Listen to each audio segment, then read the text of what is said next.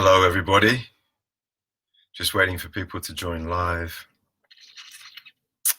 Going to talk about love, one of the most misunderstood, misused, misrepresented words and concepts in the world today. And I'm going to share with you my experience of what it really is, what it really means, and how we can become and embody and be love. Because I believe that it's not really what we are so much as what we can become. It's our potential. It's our potentiality. Because human beings can be anything, right? We can be really evil. We can be really psychopathic.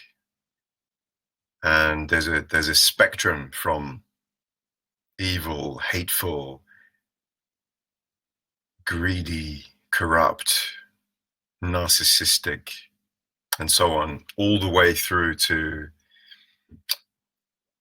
saints, angels. So I'm going to be talking about that.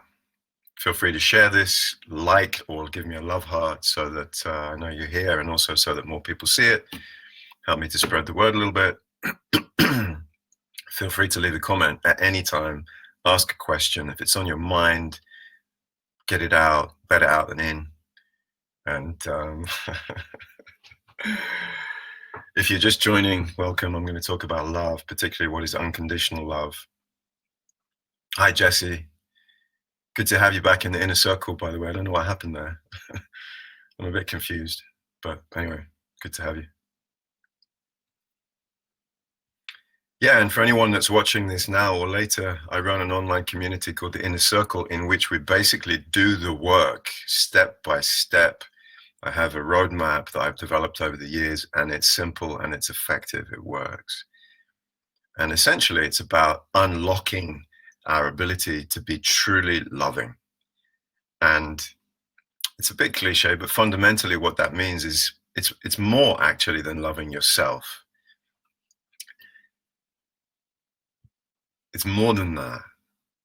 It's not really so much about self-love as it is about the love of life. You know, it's like getting the self out the way and becoming love. Because as I've said before, love cannot love love. Love as a being cannot love as a verb itself. It needs an expression. It needs an object of its attention. And the object of that attention is all it is. It's life. And life and love are the same thing. So let me go a bit deeper into it now.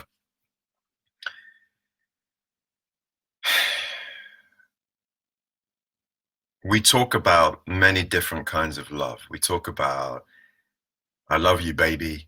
We talk about mother's love. We talk about friendship. We talk about platonic love and this love and that love, self-love. And I don't know, help me out. List some of the other, feel free to write a comment talking about the other kinds. But there's only one kind of love. This is why I say that it's a misunderstood word and a misrepresented word. The only true love that there is unconditional love. If it's not unconditional, then it's not love. Like if I have somebody that I say I love, let's say my son, I tell him that I love him. But if that love is conditional, if it's based on him getting good grades at school or behaving in a way that I ask him to behave, then it's not really love. Then I'm not even accepting him, let alone loving him. But instead I'm placing demands and conditions upon him and teaching him and showing him that actually he, as he is not good enough, and he has to meet those conditions and requirements in order to be worthy of that which I call love. And that's what most of us are doing to our kids, to our partners, and to ourselves. Because, and here's the thing, now I'm really coming to the point, love is a state of awareness. And what we are as human beings is we are awareness generators. The human body is a kind of a lens through which our consciousness is filtered and becomes awareness. Now, most human beings alive today, the vast majority, are deeply blocked. The lens is dirty, so that the consciousness can't get through, and it's extremely limited. Love is one of our highest potentials. So if you're blocked, if the lens is dirty, then love cannot get through. And the love that you will be expressing and the love that you'll be sort of attempting to embody will be extremely limited and extremely conditional, and therefore really not very loving. And if you're honest, that's probably your experience. The reason I'm making this video now is because I wrote a post on Facebook about various things yesterday, and one of the things was love. And somebody said, it was about unconditional love, and somebody said, I have a problem with unconditional love. Can you speak to that? Which I think was a very honest question, because I've met a lot of people who talk about unconditional love, and it's become clear to me that they haven't got a clue what it is. It's just a nice idea, and it's not a concept. It cannot be conceptual if it's not embodied, if it's not a direct experience, if it's not real, and if it's not unconditional, then it's not love, it's something else. And don't give yourself a hard time about it. Like if you find that you're finding it difficult to love and to love unconditionally, don't give yourself a hard time about it, because it's very, very, in today's modern world, it's extremely difficult and challenging. The odds are stacked against you achieving that, and I'll explain why. Hi, Matea. Hi, Yossi. So, love is a state of awareness that arises naturally and spontaneously when your assemblage point, otherwise known perhaps as the center of the centers of your awareness, is located here in the heart. In order, 1111. In order for that energy, the life force that you embody, to come and center itself in the heart, it has to be able to flow freely through the first chakra, then through the second chakra, then through the third chakra, and finally into the heart. That means that there are a number of doors or gates that it can get blocked at. The first chakra, the root, the perineum, which energetically is located, if you put one of your fingers between your genitals and your anus in the perineum, on the perineum, it's the soft, fleshy part. I'm doing it now. It's the soft, fleshy part. It's like a little fleshy space in between genitals and anus. That's the physical location of the energetic center known as the root. When we're babies, if we are born into and grow up in and are raised within an environment that is loving and secure, and we come to know that our experience shows us that we're safe, then the first chakra becomes integrated, becomes activated. And what arises from that education really is the awareness, I am safe. And very few people have that, because very few people grew up in a loving, secure environment.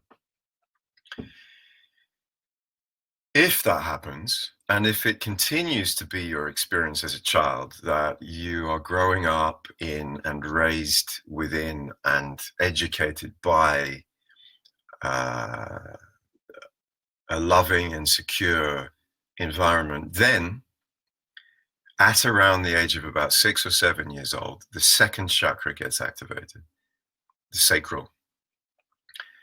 And from that environmental experience can arise, with the activation of the second chakra, an awareness, I am free. free to be me. If that is the case, then, and it continues to be the case up until the age of around 13 or 14, then the third chakra, the solar plexus, is activated and integrated. And from that arises the awareness, I am powerful.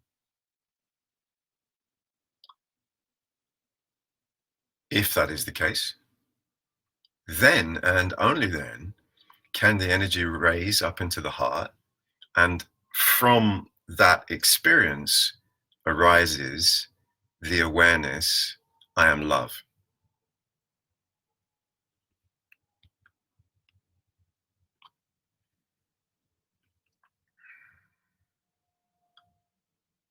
And hi, Sandy. Hello, everybody. Thank you for watching and listening and being interested in yourselves and in this life. So that there are not many people alive on the planet today that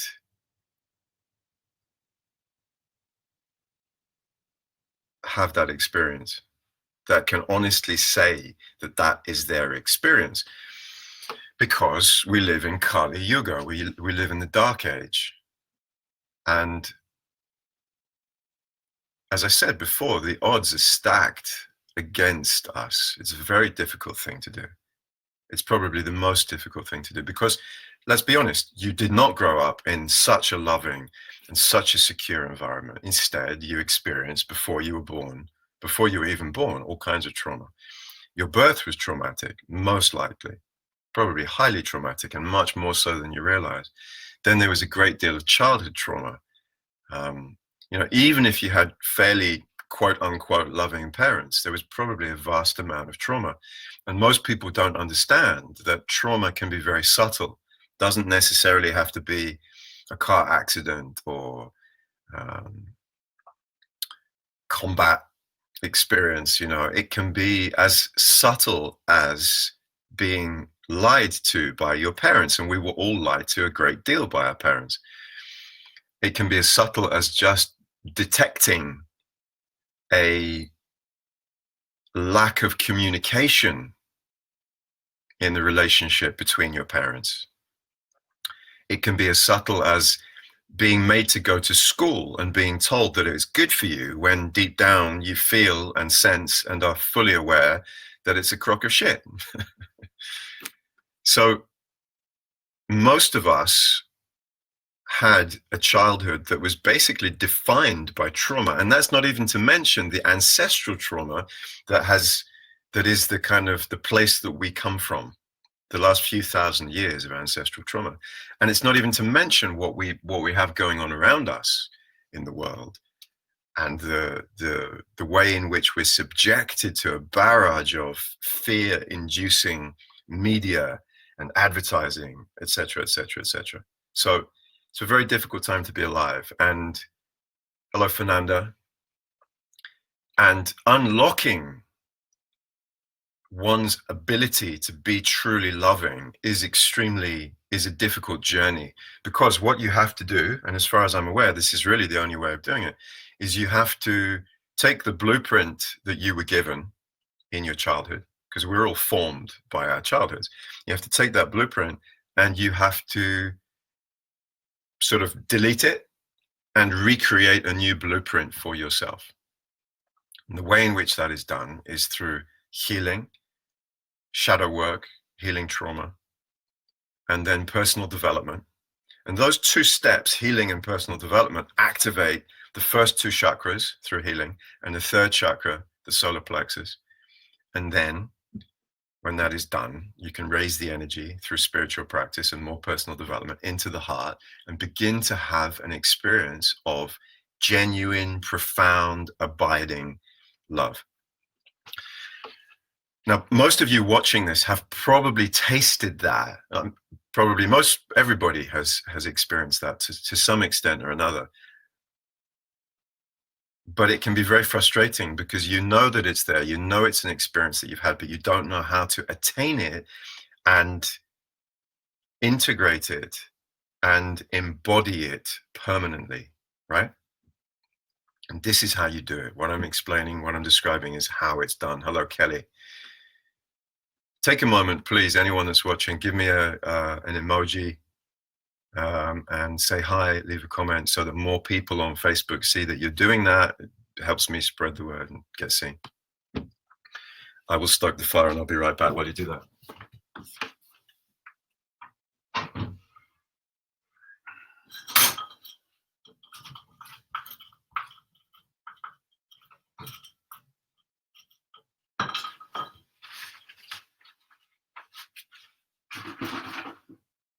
And if you have any questions, ask away.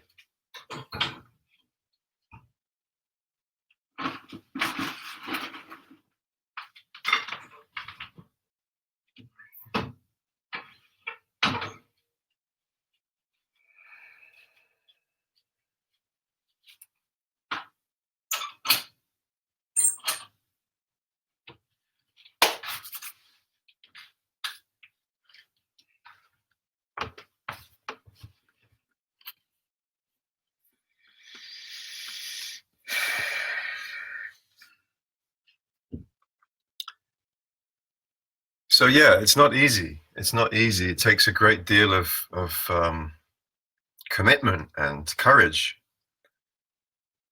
Courage because very few people want to admit that they're not really very loving, you know.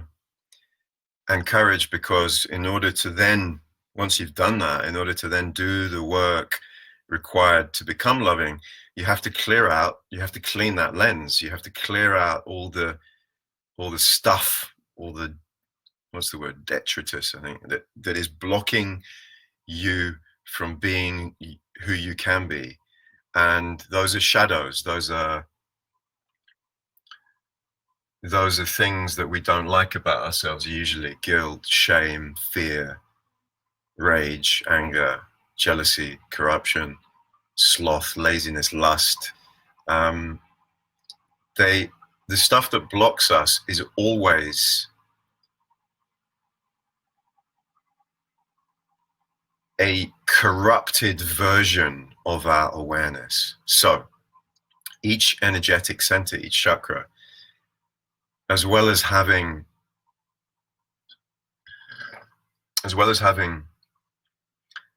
a positive expression, or a natural expression, if you like, it also has a type of expression which will become manifest if the energetic center is not allowed or not given the opportunity to express itself freely. So the first chakra can become, instead of an awareness of safety, it can become all about fear and anxiety and nervousness and panic. The second chakra, instead of becoming an awareness of freedom, can become guilt, a sense of guilt, a sense of it's my fault, a sense of I'm not good enough, a sense of feeling responsible for other people and other situations that are really not your responsibility, because the only responsibility you have is to yourself. The third chakra, if it's not given the opportunity to express itself freely and become an awareness of one's own personal power, can become a sense of shame. And these shadows are very deeply uncomfortable. And most people are stuck in them, but don't want to admit it and don't want anyone else to see it. So then life becomes a desperate struggle to not only avoid how one is truly feeling through all kinds of distraction, but also to not let anyone see it. And it's ironic that most of humanity is playing that game at the moment, all in the same boat, desperately trying to show everyone that they're okay when nobody really is. Very few people. Hi, Sandy. Hello, Fernanda. Any questions?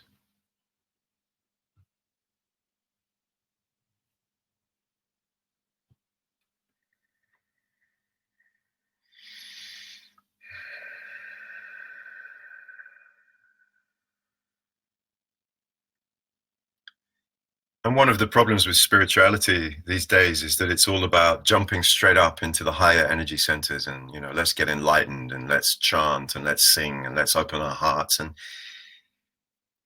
you know, that's great. That's nice. I've done that. I continue to do that. It's wonderful. However, if it's not really anchored in genuine shadow work and healing trauma and dealing with the blockages lower down in the energy body, then it becomes an exercise in kind of just hypocrisy, really.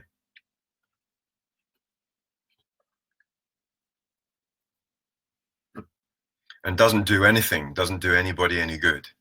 In fact, quite the opposite, because there's a vast number of people in the world these days who are just bypassing. And many people understand this, but there are so many ways in which we bypass. We bypass emotionally, mentally, spiritually, in a myriad of ways. And it's very, very, very difficult to stay on the path and to keep it honest and to keep it authentic and to keep taking the next step and the next step and the next step.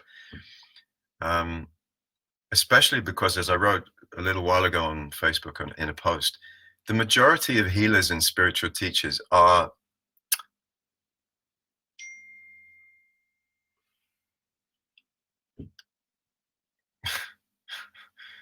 not setting a good example, not walking their talk, and are not grounded in integrity. And the most important thing for this work and for anything really in life is integrity.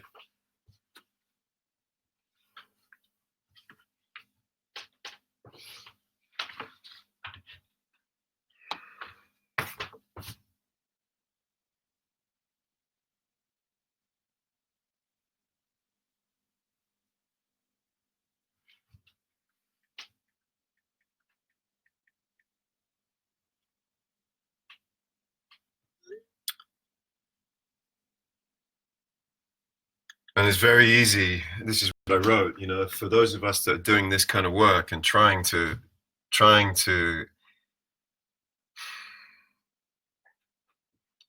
move things forward in a good way.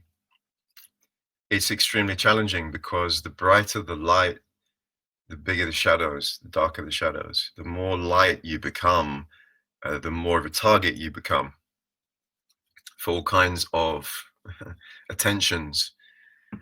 And so what happens to many people is they start off with good intentions as a healer or as some kind of teacher. It's very easy to get lost, it's so easy to get lost. And if you don't have a really, really strong foundation in integrity and ethics, then I don't know. I think it's almost impossible to stay true to the path. So be very careful who you listen to. Be very careful who you pay attention to. I would go so far as to say that the vast majority of healers and spiritual teachers are, at best, sowing seeds of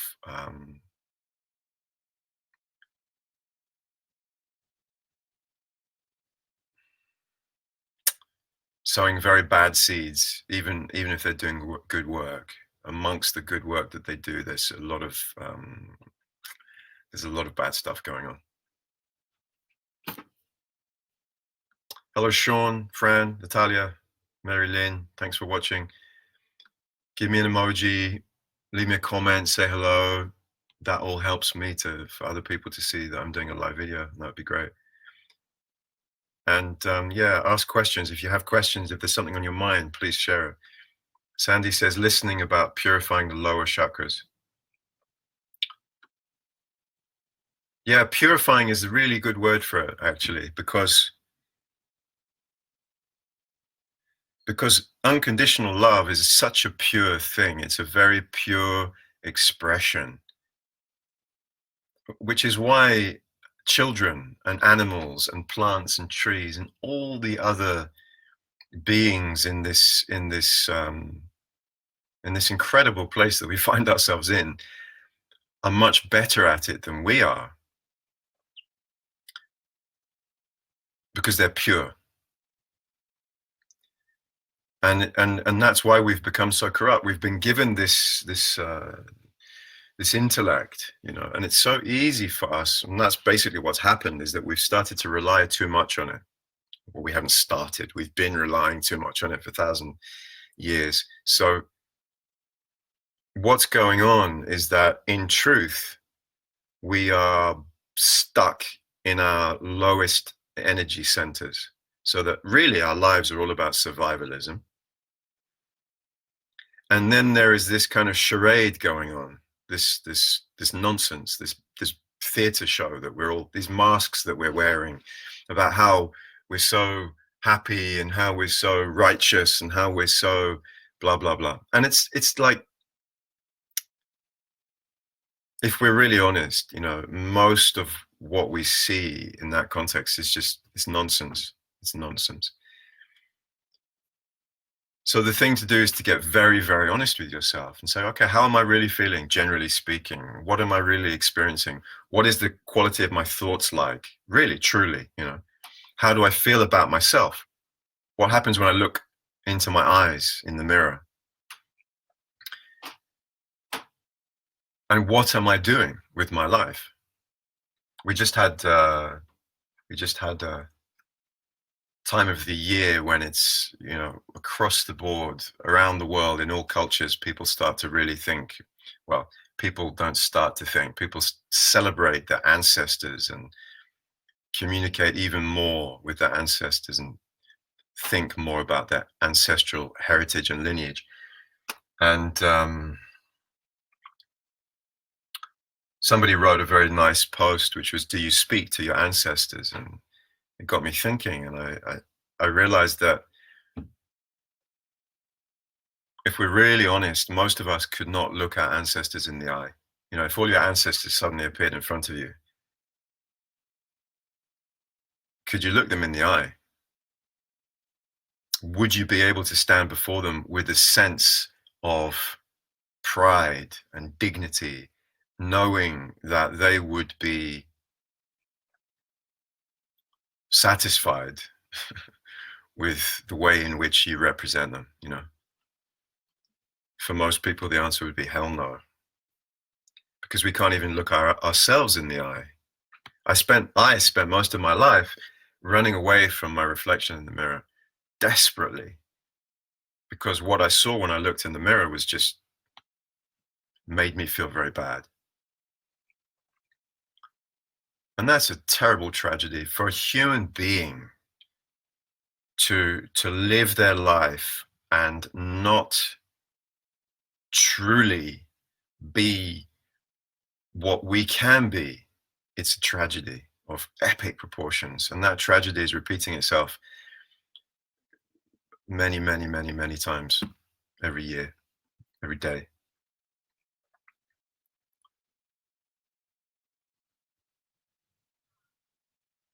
Yeah, so Fernanda is asking a great question. So if or when you address the work you're doing with clients, could you please further explain why you mentioned working one-on-one is a slower path versus the work you've been facilitating in groups? Yeah, well, okay, first of all, there's the financial aspect of it. Let's go into this in depth.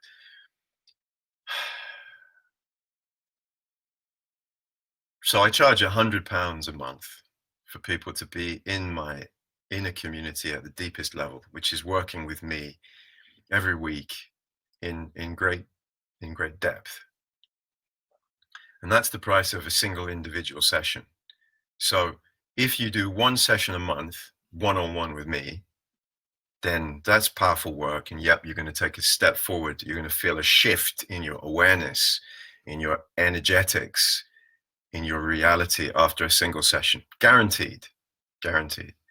However, if you pay the same amount of money and you are in a community of like-minded people that I'm leading through this work step by step, day by day, meeting every week in small groups and going deep into the work, plus watching webinars, plus, so there's a lot to it, and you have the opportunity to grow much more quickly, basically. That's the first thing. The second thing is that, yes, and I know this is the real question, group work, in this context, healing, group work is incredibly powerful. Why? Because one of the fundamental ingredients to any healing is presence. A good healer must be present. And one of the things that makes a healer a good healer is their ability to get very present. And anytime healing occurs, there must be presence involved, otherwise it cannot happen. So when you have a group of, say, 7 people, which is the way I do the small groups that I work in the community, when you have a group of 7 people, you have 7 times more presence available. If everybody is really present, which of course I make sure is the case, then think of presence like light. It's the shining of our awareness. It's the light of our attention. That's really what presence is. It's being here now and being focused with your attention. Now, I can do that in a very powerful way, but if I have 6 or 7 other people that I'm training to do that at the same time, and I'm working with one person in the group and the rest of the group are very present, it's 7 times more light. That's the best way that I can think of to explain it, really. And that is incredibly powerful. On top of that, other people in the group resonate with what is being healed. Like if I'm working on one person in the group on their ability to tap into their power, everyone else in the group is going to resonate with that. Or at least 4 or 5 of the other 7 or other 6 are going to resonate with that. And that resonation happens on many levels. It happens in the mind, it happens emotionally, but most importantly, it happens energetically. So you've got all this light, all this presence, all this awareness. There's this kind of magical resonance happening. And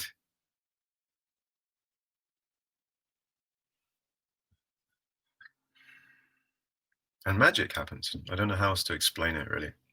It's difficult to explain because it is magical. It is something that is not really understandable by the mind. And I used to doubt this, before I started doing a lot of retreat work and seeing, I was very surprised. I would sit in circles with groups of people on retreat and magic would happen, and it made me realize that, yeah, it's very powerful working one-on-one. And there's some things which are better one-on-one, don't get me wrong. There are some processes and there are some types of work, and some people need more one-on-one work sometimes in the beginning. But when you are ready to really accelerate your path, then doing this group work is by far the fastest way that I've found. And I've tried everything. I've been doing this for 40 years. I had to do it mostly on my own. So I've tried everything, and this is the evolution of not only my own personal path, but also my work. It's very, very powerful. Another thing about the group work is that it keeps us accountable. You meet with a bunch of people every week and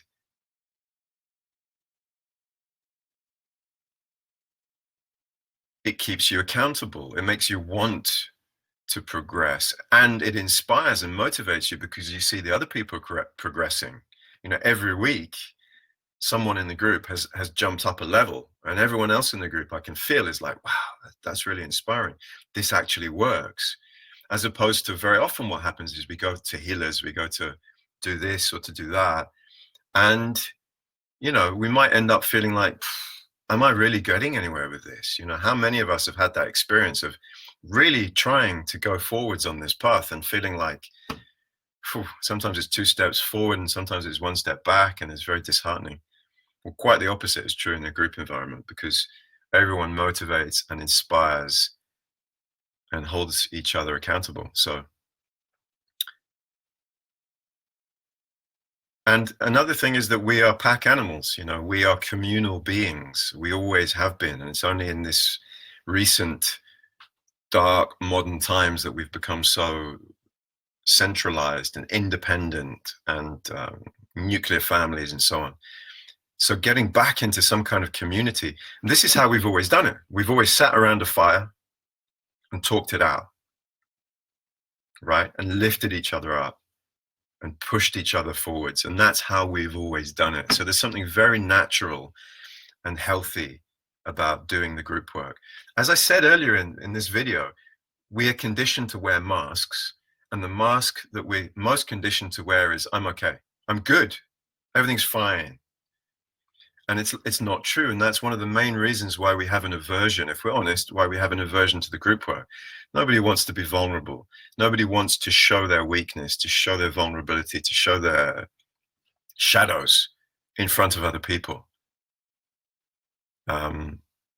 So the aversion is very real, but if you can get over that, then, and I keep saying this lately, I can pretty much guarantee you, I promise you, if you do this work with me, then within 2 to 3 years, you will be experiencing a state of awareness that right now you cannot even imagine. And it is very much about the topic of this video. It's very much about unconditional love. Because I have basically developed a roadmap, step by step. And I'm very good at guiding people through it. So, hello, Sienna. Nice to have you. Hello, Anna. Hello, Bessie. Thank you for tuning in and watching. If you're just joining and you haven't done it already, then give me a love heart, preferably, or a thumbs up, or whatever emoji takes your fancy. I don't mind. Prefer love hearts, though. And feel free to leave a comment. Say hello. Let me know how you're doing. And if you've got any questions, please, it's better out than in. Always. Well, nothing is always, but, usually. Good morning to you in South Texas, Bessie. Sandy says, speaking for myself, it takes a letting go of my own personal will and stepping into the higher me, which takes a fair amount of vulnerability because of our conditioning. Yeah. And because we feel that if I let go of my personal will and my personal power, then I will be. This is why the transition from the solar plexus to the heart is a tricky one, because the solar plexus is about power. When the solar plexus is activated, you become very powerful. You become truly powerful. And I'm not talking about this corrupted version of power that we've been shown and given, political power and financial power and material power, power over. I'm talking about spiritual power, which is true power. And that is extremely intoxicating. Extremely intoxicating. And you see, this is another one of the obstacles that a healer or a spiritual teacher has to overcome. To let go of that power, to not use that power, and instead allow the awareness to become love, and to trust that this spiritual power is going to be enough, is quite an obstacle to overcome. And the way I see it, very, very few people actually do that. So a lot of teachers and a lot of healers get stuck in the solar plexus. Hello, Yana. Nice to see you after such a long time. Hello, Mama Yana. Questions. While you're thinking of a good question or a bad question, there's no such thing as a bad question. Question is a question. If it's on your mind, get it out. I'm just gonna get a chair because I've been on my feet all morning.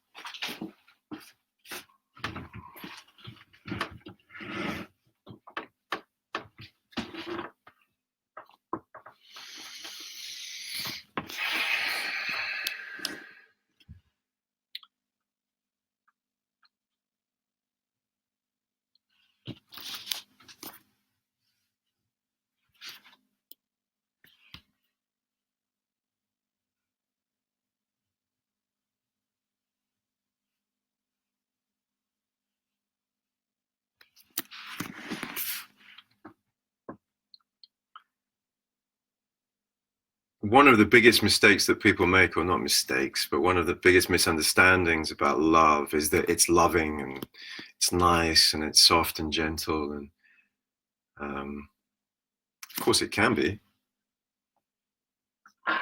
but it can also be utterly ruthless, brutal, violent. And the truth is that love is an expression, a very natural expression of life. And the ultimate, in a way, the ultimate expression of love is to protect and to simply to serve life. So the truth about unconditional love, the truth about what love really is that it's genuinely, truly about service. When you finally find yourself in the heart and able to stay in that awareness, then what happens is that firstly, you realize that you need nothing because your needs have been met and are being met. Fear has gone, guilt has gone, shame has gone, and has been replaced with an abiding sense of I'm safe, I'm free to be me, and I have the power to do it. So from that space, you are suddenly beyond need. Your needs are met. You're no longer needy. A human being whose needs are being met, who's not needy, recognizes very clearly the reality of the interdependence of all things. It's no longer about me, me, me. It's no longer about I depend upon or I am independent, but it's instead, aha, wow, this is all connected. I am connected to all that is. And from that space, service to self is a disservice to life and to the world, and the two things cannot go hand in hand. You cannot be in your heart and be selfish. So what happens is a very, very natural process of becoming a servant, if you like, of life itself, which of course you are part of life. You are alive. So you are serving yourself in a way, but it's called enlightened self-interest rather than the focal point being me. Once my needs are taken care of, which they always are, I want to share this beauty, this love, this joy, this effortlessness. I want to share it, because it's so beautiful. And I have everything I need. I don't need anything. So what to do? Give, share, love.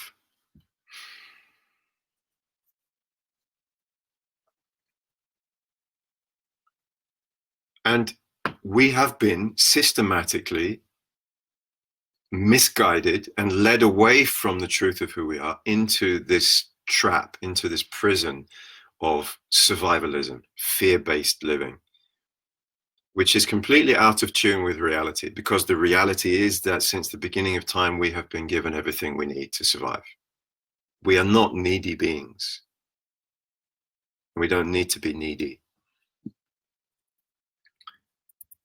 Yana, hi Ben, stripping away the ego and loving truly from there.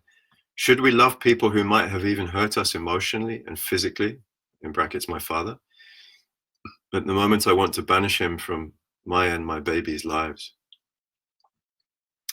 I'm really sorry to hear that, Yana.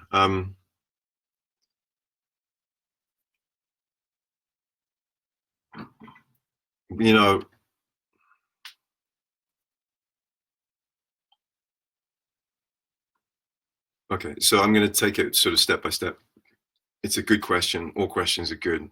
So I'm going to just deconstruct it a little bit and get into the truth of what's really going on. So stripping away the ego and loving truly from there. So first of all, it's not about stripping away the ego. It's not. This is one of the big misconceptions in spirituality. I used to I also used to talk in that way as well. It's about strengthening the ego, because when your father, and it wasn't just your father, and it's not your father's fault, but when your father and all the other people and institutions and systems that hurt you in your life hurt you, the ego was wounded and the ego became weakened.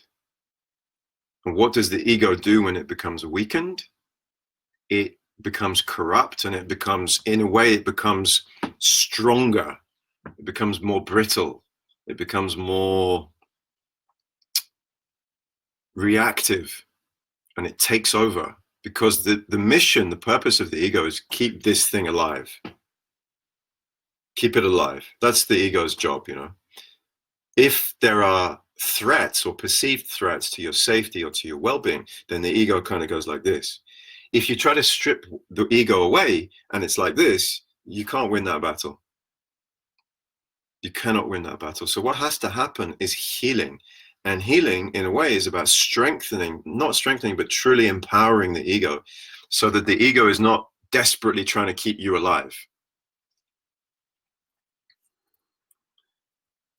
And I know that many of you understand this on a conceptual level, but it's one thing understanding something conceptually, consciously, and it's another thing for the unconscious aspect, which is the vast majority of who we truly are, to be on board with the concept and to embody it.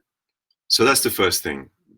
Get away from the idea of destroying the ego or stripping away the ego or moving beyond the ego, because the first thing for the vast majority of people alive today is to empower the ego so that it can kind of put its feet up and relax and go, oh yeah, I see you're good and you're okay, cool, I'm gonna take a break now. I've been working overtime trying to keep you alive under the mistaken impression that your survival is really threatened.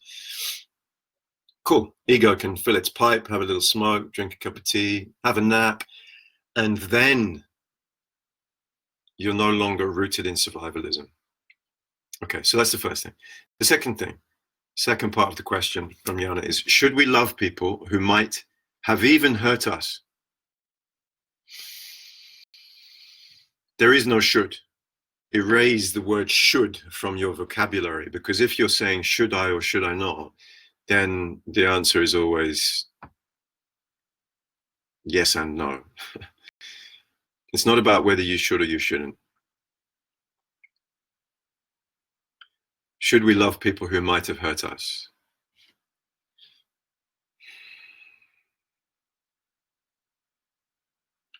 Should imposes a violence upon yourself. I should do this. There is no should.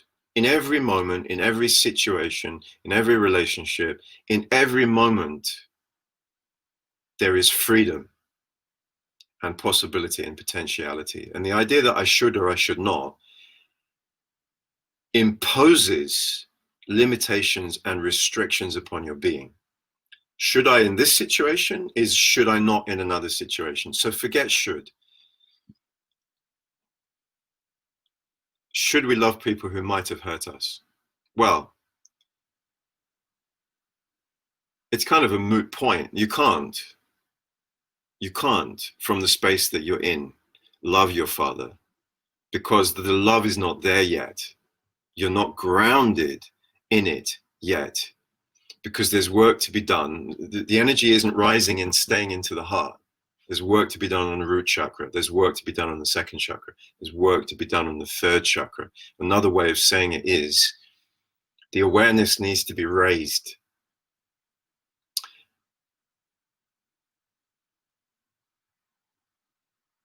And at the moment you want to banish your father from your life, and from your baby's lives.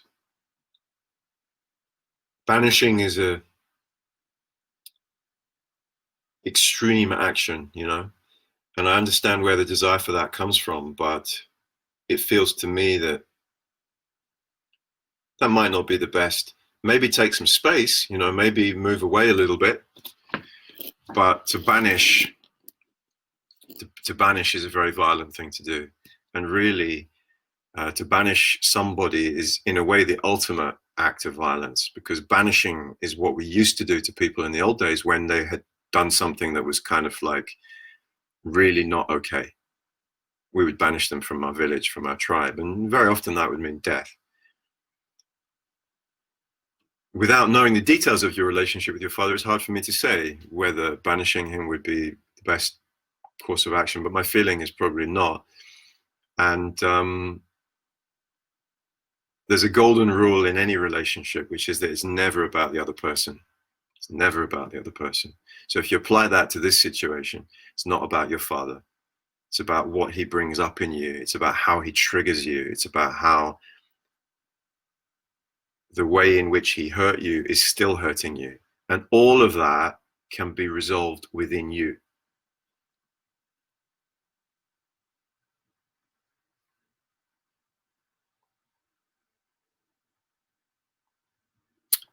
Jackie Joseph says, I found your space and having this moment, synchronicity, living is confronting. But to continue this through all circumstances, surely that's self-serving. Can you elaborate on that? I don't understand, Jackie. None of that makes much sense to me.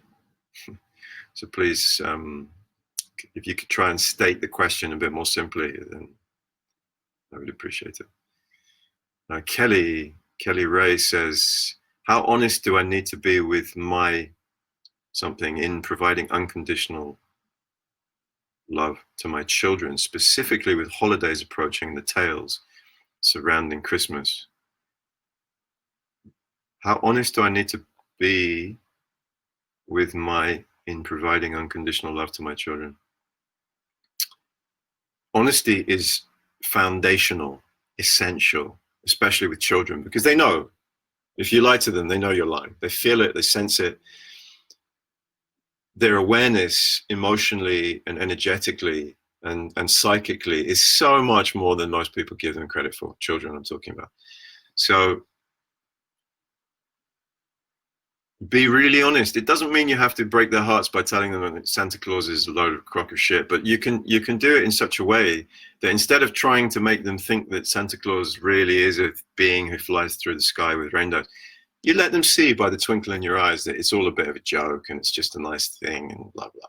So that when they find out the truth, they're not heartbroken by it, you know? Don't lie to them. Be transparent with them. Like, I say this often when I'm talking about parenting, and I like to talk about parenting because I see that there's a need for it. Honesty is really, really important. If you're honest with your kids, if you're transparent with them, they'll trust you. And then when they become, like young adults, when they become teenagers, they'll still trust you. They won't start hating you because you've lied to them and you've betrayed them and they have nothing to hold on to anymore. They'll have a parent or two, hopefully, or maybe more adults around that they can trust at a time in their lives when they need something to hold on to and someone to anchor themselves to. So honesty is the most important thing in relation with children. And it means, for example, if you're depressed, if you suffer from depression, share it with them. Let them in on it. Don't hide from them, If you smoke in front of them. Don't hide it from them. Don't pretend that you're somebody that you're not. And it's not easy because we all find it easy to wear masks and difficult to take them off. But that's where the inner work comes in. So children are our best teachers. They push us to be the best versions of ourselves and to do what we need to do to become the best versions of ourselves. And one of the ways is honesty. So I like your question. Be honest. And that might be just telling them, like, Christmas is a load of bullshit. I'm like that with my son, and I may be a bit too much like that. We just had Halloween and we didn't do anything on Halloween, partly because we had to get up at 4 a.m. to catch a flight. But I'm a bit anti the whole, like, every day to me is a celebration. Every day is a holy day. And to have this day once a year where we can do this, but every other day of the year we don't do it. To have one day of the year where we honor our ancestors, which is really what Halloween is all about. One day a year, that's it. No, every day, every morning, every evening.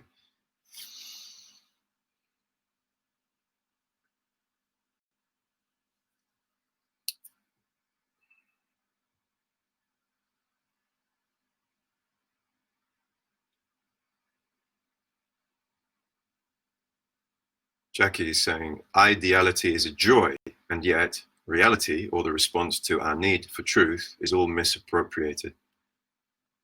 I don't know why, Jackie. I'm just having trouble understanding anything that you're writing, and it's nothing personal, but I just literally, on an intellectual level, I'm not interpreting it. I'm not understanding it. Ideality is a joy, and yet reality, or the response to our need for truth, is all misappropriated.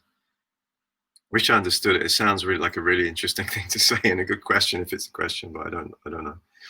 Yana says, my father has a deeply wounded inner child, of course. Yeah, like you, like most people alive, and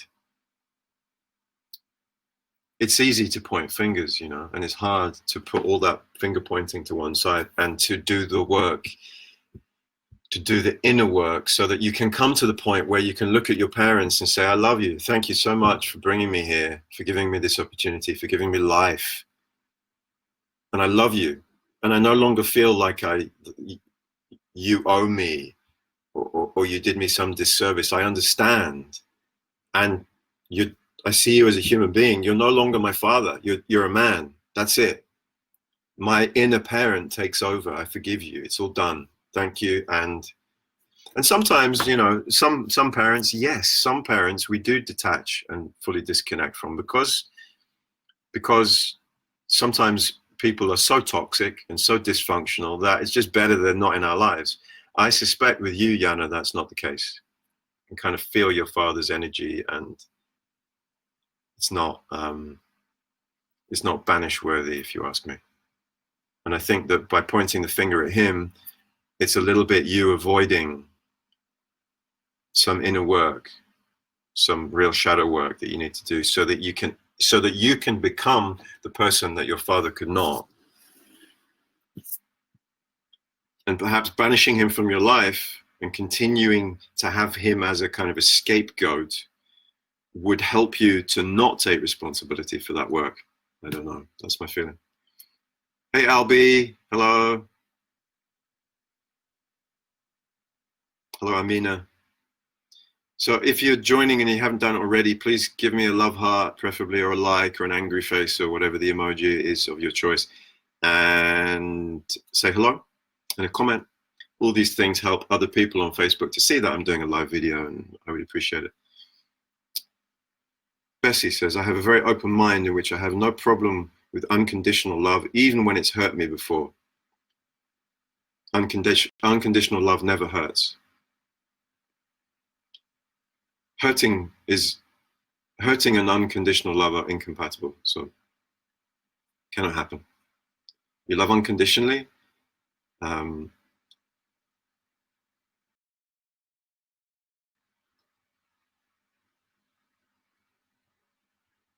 that space, you're protected.